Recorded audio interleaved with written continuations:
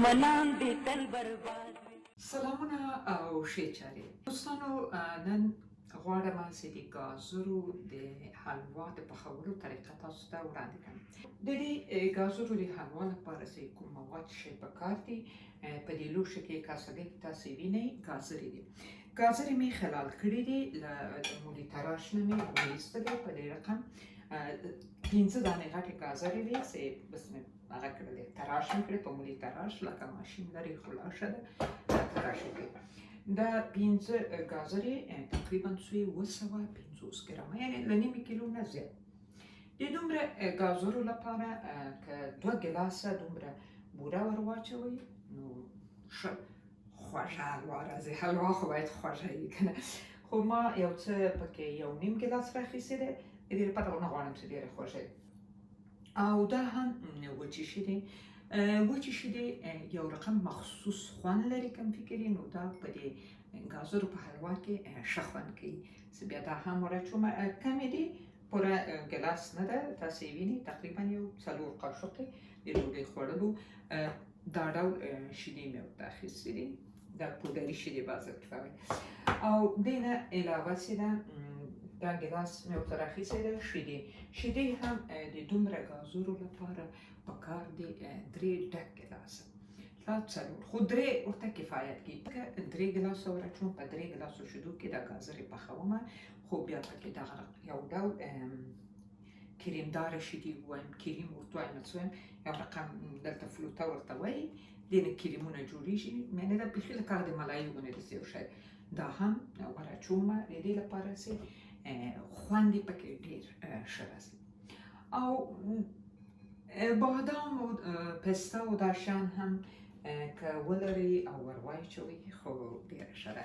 خو دې ګازرې حلوا کې چې زه پخوم دا یو ډېر زیات ښه خواږه په دې دي، د یو ډول د سر کار ورکوي، یو ډول ډېر ښه شیریني خواږه چې مېلمانه راسي. لا دغسې که ډېر پاخه کوئ او په فریزر کې کېږدئ، په ډبیانو کې قوطیانو کې جلا جلا، هر وخت چې زړه کېږي راوایخلئ نو تیار دا، یعنې په میاشتو مشکل نشته چې په یخچال کې فریزر کې. او دلته مې هم ورته پسته، بادام، هیل او زعفران خوښه مو زعفران ور اچوئ که یې نه ور اچوئ.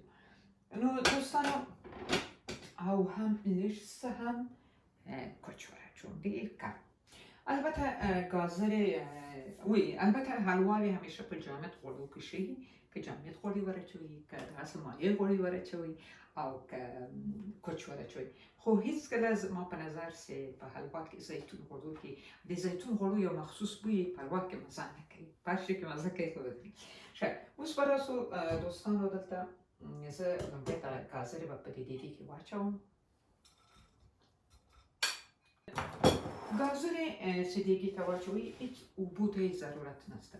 ګازرې خپله هم اوبه باسي او علاوه له هغه نه چې دا شیدې زه ور اچوم په دې شیدو کې پخېږي، دا ورته بس ده.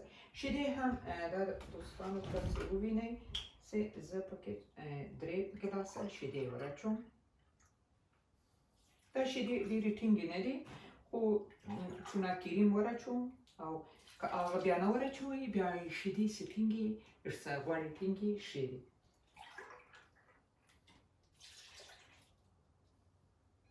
ښه، دا هم په دې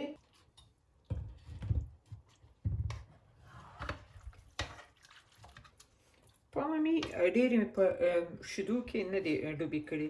په دې چې ما وویل تاسو ته چې زه بیا پکې دا ډول د کریمداره شیدې ور اچوم، دې کې خوند ډېر بیا ښه کېږي.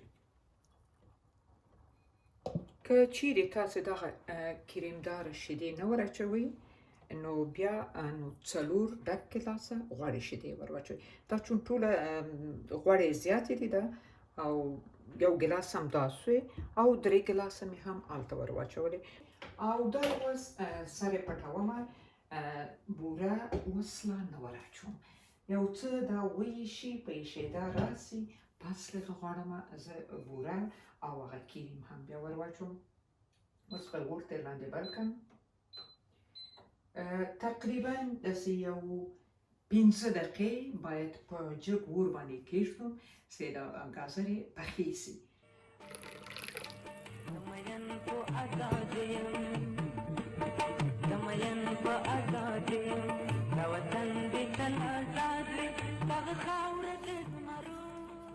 وایشېدم. اوس په دې وخت کې چې دا وایشېدې د بوره به ور واچوم. بوره مې ډېره تر اخیستې ده. البته دې نه هم د ګازرو بوره دغو ته ما ویل چې دوه دومره ډک ګیلاسه، خو ما پکې کمره څه ډېره سړی ډارېږي بوره ډېره غواړي د ګازرو حلوا. خو بوره مې ور واچوله او ګازرې مې تقریبا 15 دقیقې په شیدو کې جوش کړل. ګازره هم اوبه یې درلودلې او بوره هم چې ور واچوې اوبه باسي، نو اوبو ته هېڅ ضرورت نشته. چې دا شیدې څه ښه کمې سي بالغه، نو بیا دا کریمداره شیدې ور اچوم.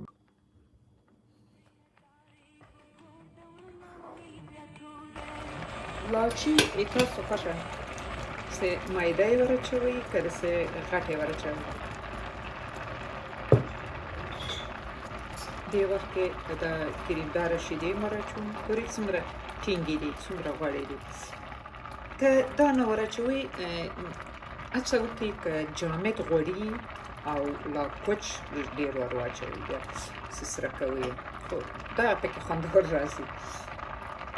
دا او که اصلداره شیدې ولرئ، ما سره نن نه وې، هغه هم پکې ډېر زیات خوند کوي. هغه اصلداره شیدې چې ور واچوئ هغه نو بیا خپله هم خوږي، بیا نو بوره هم یو څه کمه غواړي. اوس باید دا په دې کې هم ښه پخه سي. ټوله که لږ حوصله ورته وکړئ داسې نیم ساعت وخت غواړي په دې طریقې چې زه پخوم. که چیرې غواړئ چې بې شیدو یې وخورئ دا حلوا، چا شیدې نه پکې خوښیږي خو شیدو کې ډېره خوندوره راځي، هغه یو بل ډول هم پخیږي چې هغه ګازرې چې داسې ریزه کړئ، دا یې خلال کړئ، په دیګي کې واچوئ او بوره هم ور واچوئ. بیا یې نو پرېږدئ چې اوبه وباسي او هغه خپلې اوبه ټوله وچې سي. نو بیا پکې هیل او که بادام پسته چې ور اچوئ هغه ور واچوئ. مخته طریقه اول یې په جامد غوړو کې لا په کوچو کې ښه سره کړئ، پس یې هغه ور واچوئ. هغه هم ډېره خوندوره راځي. هغه هم که چا شیدې نه خوښیږي البته، خو دا ډېره خوندوره ده. واقعیت باید ووایو د پخلنځي کې خو زه شیریني خواږه شیان ما ډېر پخه کړي دي، خو زه خپله تر ټولو د ګازرو حلوا ته ترجیح ورکوم. اوس یو څه زعفران ور اچوم، دومره یې بس.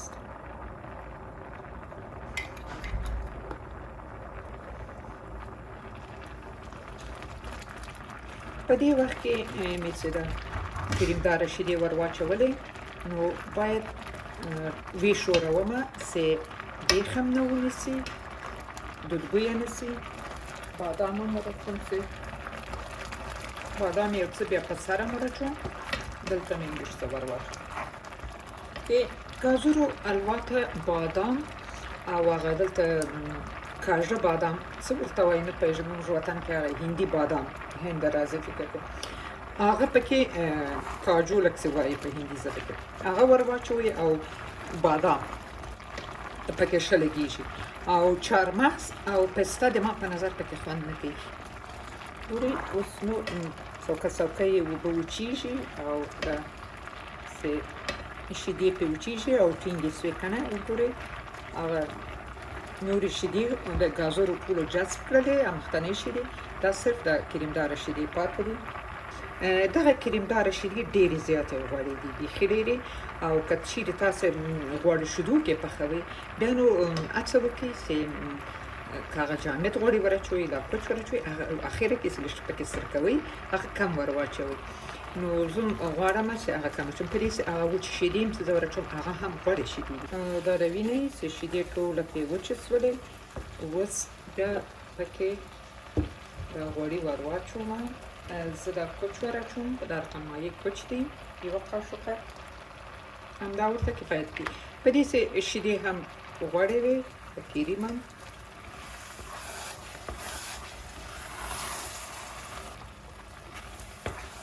اوس به دا وچې شیدې ور واچوم. دا بیا هم وایم ضرور نه دي، کم زړه نه یې مې ور اچوئ، خو زما خوښېږي. یو رقم د وچې شیدې او د اصلداره شیدې چې دي هم کوم د وچې شیدې دا د خوږو خوند ډېر زیات ښه کوي د ما په نظر.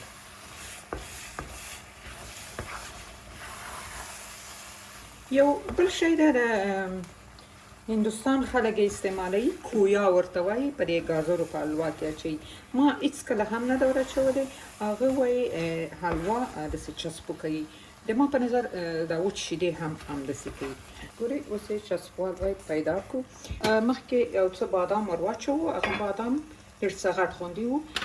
اوس مې زړه داسې دغه رقم بادام داسې خلال سوي اخیستي دي ورته، دا هم ور واچوم او نو بیا یې پسې دم کړم.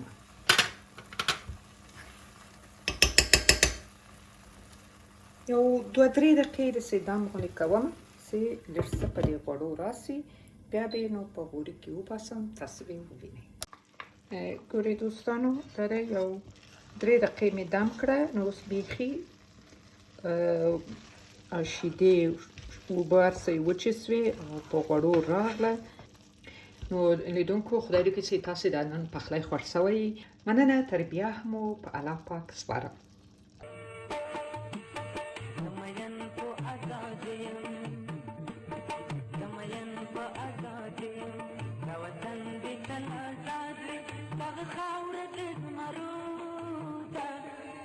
دښمنان دې تل برباد وي، زمین په آزاد یم، دا وطن دې تل